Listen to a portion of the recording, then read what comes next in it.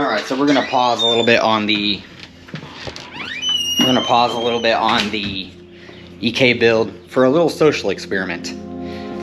We're going to see if a person can buy $60 mounts off eBay, buy the 1320 urethane bushing inserts, and get basically a higher quality mount for cheaper money, which who doesn't like that, right?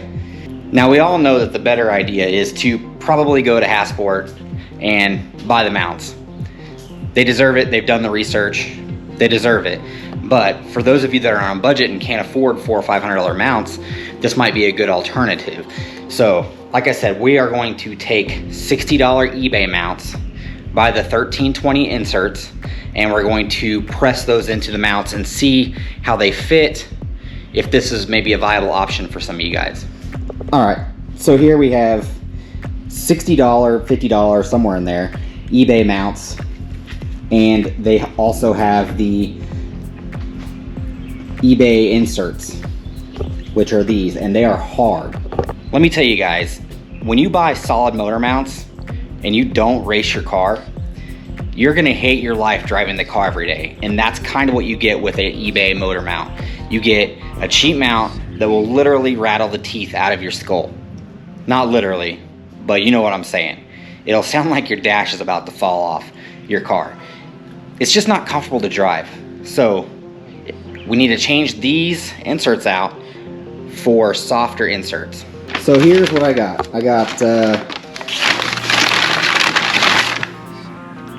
We got 65 or 60A bushings from 1320, and we're just gonna push the other ones out and see if they look the same, what the differences are, and if it might be something that we can use. Okay, so we got this press. I bought this press from Harbor Freight, I don't know, maybe a year or two ago, and it's been one of the best things I've ever bought. You just never know when you're gonna need a press, and these are affordable, and it's just all around good to have in your garage, I think. And then we also have some of these little press tools here. I think I'll use a couple sockets maybe to get a good hit on that right there. I think the biggest issue we're gonna run into is just getting this to be in a way that we can press it out on here. So let me see what I can figure out. Let's go ahead and take this, and we're just going to push out the centerpiece if we can.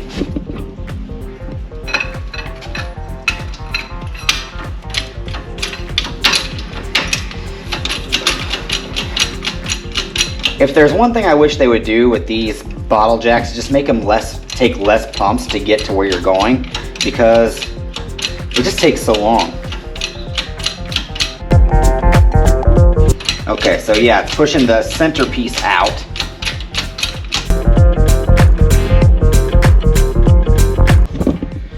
All right, so we've hit the end of the socket that we have here. So I think what I'll do is pull this back up.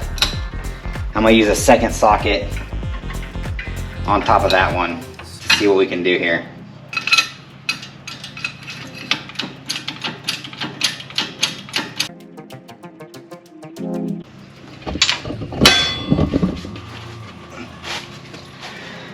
All right, so we have the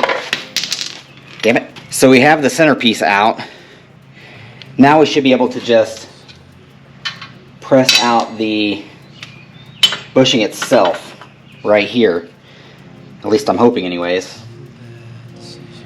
I might actually get, yeah, I think we use this and try to press it out, because these are two pieces. So I think we can get between the seam and just press it out that way if I can get a good hold on it here. I think this is probably going to be the hardest part, is just getting this held in a way to where you can push the bushing out. Nice. Nice. Alright, so got one side out. The other side should be a lot easier. Yeah, because we can just use this, which is what I was hoping should fit right, yep, right down in there. And now we can just press that piece out easily.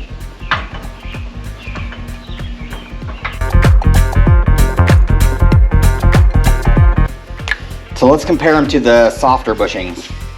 Alright, so you definitely can't feel, obviously, through the camera, but you can instantly feel in real life that these are way softer. I mean, way softer. These are hard as a rock, man, which is why they are so rattly. But other than that, the bushing is a little bit deeper from 1320, but also maybe the top measurement here is a little bit wider, just slightly, just ever so slightly. So we'll see if that becomes an issue when we're putting them in, but I'm not too concerned about that, because either way, if we have to grind a little bit off of one side, we can always do that. But let's see how these fit in here.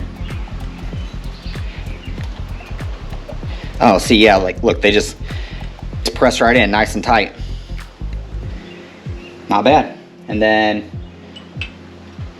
we use this guy, put it in.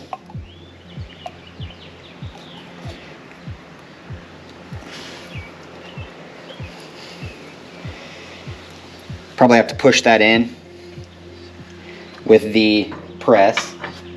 And I wouldn't think this would be too hard to push in, just because it's pretty loose in there, so I don't think it's going to be a problem. Okay.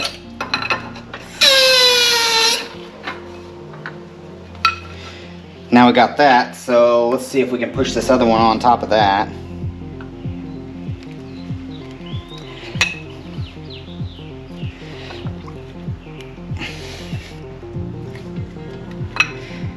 Yeah, so that started. Now I'm going to go ahead and use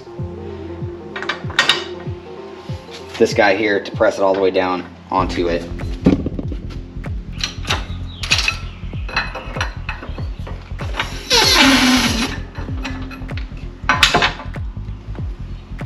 Alright, so yeah, we got both mounts in there. It looks like this one might need to even go a little bit further, but yeah. So the only thing I can tell is that it keeps pushing it back up when I get it down in there. So I might just leave it under the press for a little bit and see if that kind of squishes it down. I wouldn't think that these are too wide, but look, that's not staying down. Which is pulling the other thing through the other side. So, but you can push it down with your hands. I'm just gonna leave it like that for a little bit. See if it helps it to stay a little bit. Okay, so after letting it sit in there, it still is wanting to push itself out of this hole. So this is the transmission mount. So whenever I get the transmission out of that car, out of the EK, I will see if this would even fit just the width of these two between where the mount goes. Because if that's the case, then I can make this thing stop being pushed out. All it takes is we'll just take a little bit of rubber off the outside of that, and it'll slide in there, no problem. Definitely go easy on that though, because you want it to still fit really, really tight. All right, so good news, got it. And all I did was on one of these sides is take the grinder and just scuff up the rubber ring on the inside of this, press it back in, and it's staying just fine now. So, and I measured this out, and it will actually work just fine with the transmission mounts on the D series. So I'm sure it's going to be the same on the B series anyways. So other than that, should be good to go. Anyway, I'm going to go ahead and move on to the rear mount, and we'll put that in, and then I have the GSR over there, and I will see if it fits with the thickness of these and the mount with the new bushings. But basically, you're gonna do the same thing. Push these out, push the new ones in. I'm not gonna do it on video, but I'll show you the outcome when I'm done. Okay, so I got the old bushings pushed out, the new ones pushed in. I just don't have the center tunnel in there right now. So I'm gonna go ahead and hold it onto this GSR. And we're going to see if it fits into the hole. Yeah. Oh, it fits like perfect. So it's snug, but it's not. You can still move it, so it should be able to go right down on there. So as long as that tunnel doesn't come out the sides at all, I don't see any reason why this won't work. I don't see any reason why you couldn't use $60 mounts with 1320 inserts and basically create yourself a hybrid decent mount. Look, it even kind of, it works right there with the mount. So I think you probably have, I mean, I'll put on the screen what I have in cost with this, but I think it's right around $100 or something. Maybe a little bit more, but it's substantially less than a Hasport mount. But like I said, you're still going to want to go and buy that Hasport mount because they deserve it, man. They did the research. You know, all these other knockoff mounts are kind of developed, I think, based off of the Hasport stuff. So there's no reason not to go support them if you can. But if you want to save some money, I think this is a viable option for you.